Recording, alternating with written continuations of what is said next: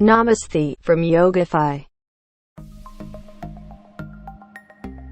Let's start the session. Upward dog pose. Let's begin by lying down with belly side on the mat, keeping your palms by the side of the shoulders. Inhale and slowly raise the chest up and until the arms are fully straight. Do not bend your elbows. Draw your shoulders away from the ears. Lower body should be off the mat. Keep the toes of feet on the mat, about hip width apart.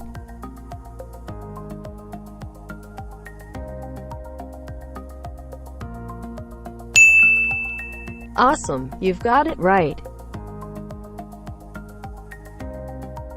Downward dog pose. Now, slowly raise your hips up, tailbone up and chest downward, and try to adjust to bring your feet on the mat.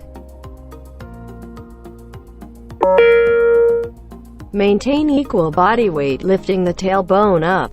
Adjust your feet to keep the entire feet with heels also on the mat.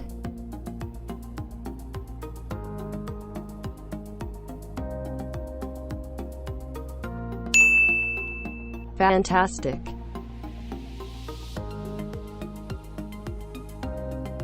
You have completed the session successfully.